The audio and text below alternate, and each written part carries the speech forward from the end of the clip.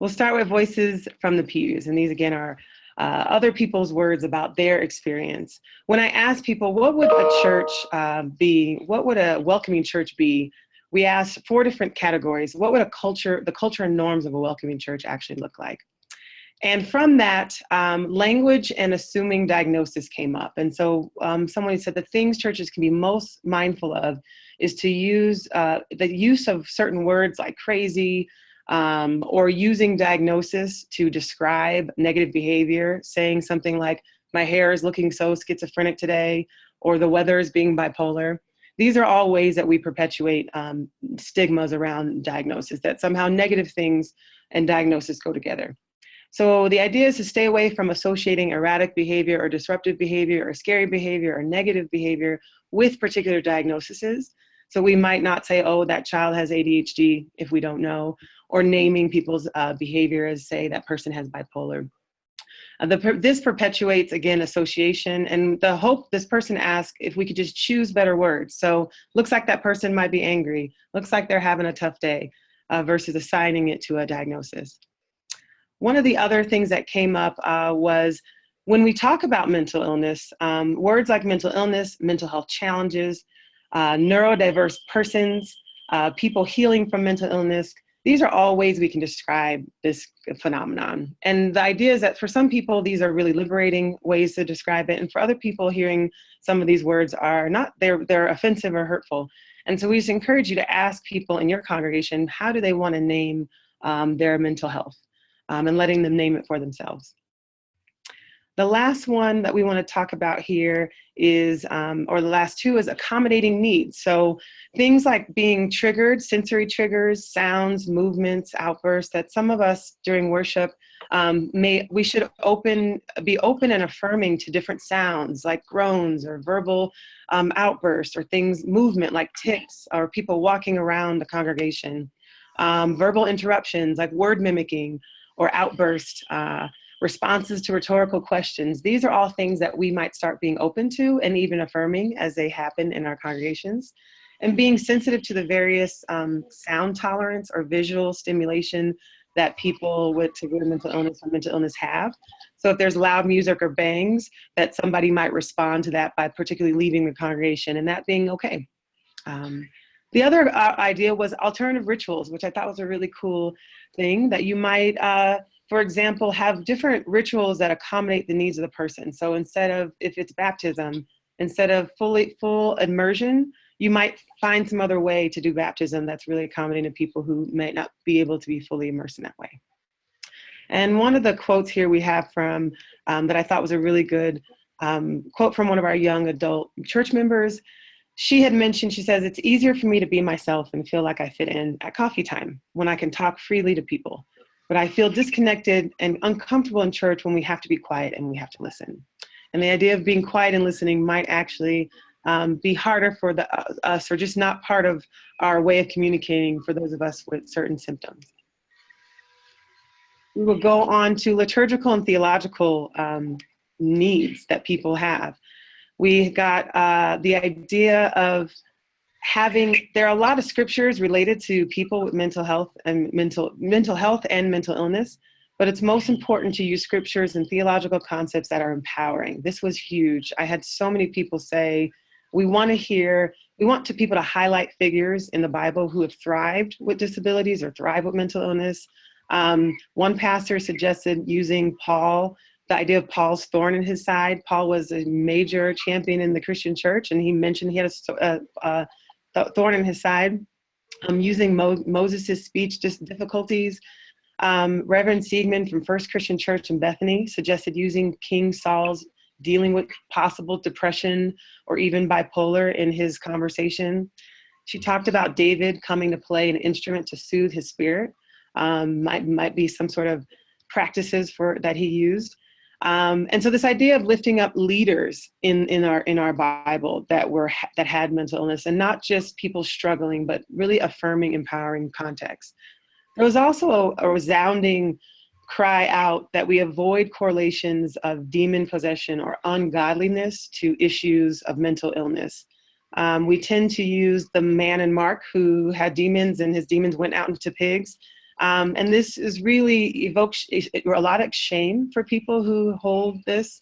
And if someone's mental illness is tied to being ungodly or doing something wrong in a way that is different from everyone else's behaviors, in the same way we don't associate maybe getting a cold with being demon possessed, the idea is let's stay away from demon possession in that way. One of our pastors also said that if you're going to preach this at all about some sort of demon possession, that it's important that you personally deal with the particular illness, just so that you can know, she says, that this idea of it being a demon is not something associated with the devil, and it's not something you can cast out if you've been through this yourself. So we just want to lift up this idea of what it means to talk about it in empowering ways.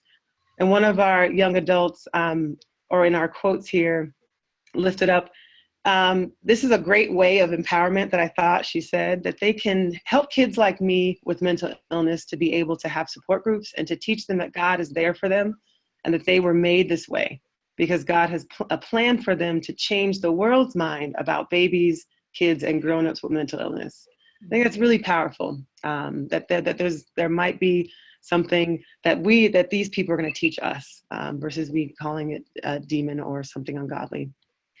With that said, the last two we want to talk about, what are some services and spiritual supports that we can give to people, helping equipped neurodiverse persons with service and leadership within the church, that we allow people the chance to be visible in the life of the church, take leadership, and that we accommodate our way of processes in the church on how one becomes a leader to their symptoms or to who they are, what their needs are, so that other people can see leaders in the church.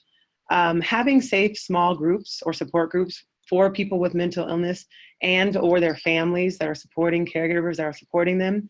And these should be designed to be safe places for people to participate comfortably with, where they can ask questions for themselves, engage in relationship, and have their voices heard. And really lifting up pastoral care as being intentional outreach, that you might have a qualified person trained that can really truly be welcoming and host a non-judgmental space to reach out to people that might be, that we know might be journeying with this. One of our, again, Tracy Siegman from First Christian Church Bethany offers us a really cool quote, and she says, "I provide a lot of pastoral care by making myself accessible as someone who actually has mental illness. I tell people I have bipolar disorder, and that opens a door for people to come to me and talk to me about their mental illness. I've helped a mom deal with a son who would not seek treatment on meds. I've helped a woman with paranoid schizophrenia who needed to talk sometimes with someone who could help her work through a paranoia to realize that it may not be a real threat. While pastors want to be careful not to interfere with professional counseling, pastors can still be good listeners." But that was very powerful that she would name herself. And the more that leaders are open about their own mental health illnesses or challenges, it really empowers congregational people to come out and talk about their own. And with that said, our last idea or topic was really relational support. How can the church be welcoming relationally? And this came out of just really having strong relationships between the church and local resources, so that we know as a church who the local mental health organization is, and that name is constant to us. Maybe letting those people use our buildings for classes or community resources, but that we were open to that. And it was huge that people said to offer caregiver and family support. That is a big thing that we forget about people who are really working or journeying with their family members. Thinking about the ways in which normal life that we would call normal might be disrupted. Helping people pick up kids from soccer practice, taking people to haircuts after a long time not getting them. These simple ways of helping people maybe get gas in their car are ways that you can ask people, what do you need from me as a family? And the last quote here, in terms of peer and social gathering, I'll come to the quotes. One of our ideas, the ideas that came up was that just spaces where people can hang out with other people, where the conversation's not about mental illness or health, and they can talk about music and hobbies and just kind of have friendships and let be accepted for who they are. And so these two quotes I thought were powerful that we should read. One from a young adult church administrator who lost her mother to suicide. And she says, "The typical compassion and outreach of church folks fizzled out when you no longer fit into the mold of a good Christian. Most folks probably have good intentions and just don't know how to respond or reach out to people who disengage from the church for various reasons and or exhibit signs of mental illness and mental health challenges. In our case, of course, they wouldn't have known that eventually my mom would take her life. Worst case scenario, though, they are viewing people as sinners who aren't being good enough or who need to get their life back on track before they are deserving of care. And so there's this certain onus on the person struggling to ask for help, which they are unlikely to do so in not a welcoming situation, and because of their inherent mental challenge. I thought that was a very powerful quote saying, eliciting, like, can you reach out to us? And how do we really think about people as deserving of care regardless of what they're struggling with? And also about the social groups, another young adult church member said, I need friendships that won't go away with one wrong behavior or move. I need people I hang out with in church to have the same accountability as everyone else, including people like me, but take it gently on us. I need encouragement with what I do in my life, like say I help older people out or be praised for it. If I have goals, then I have the pastor help me with them. Or if he's not there in the sanctuary, somebody I'm very comfortable talking to in the church that I trust. And so I just want to say thank you to all these voices. There is one last quote from that I thought was a really awesome kind of sum of a voice. And she says, it's a choir music or church music director. You need to understand that mental illness is not something that can be beaten or cured for everyone. It's not a fight or issue to rally behind. Your choices of outcome are not always health and death. For me, it's a lifelong cycle of 3 steps forward and 2 steps back. Much of the life of families with mental illness is taking great joy in things and celebrating when things are going well, but also watching for the signs that say medication needs to be adjusted or life stressors are too much. And when someone is sick with mental illness, there's no normal cure. There's no way to know how long it will be before their loved one is better. To realize that life with mental illness isn't lived day by day or even hour by hour. Most often it's lived minute by minute.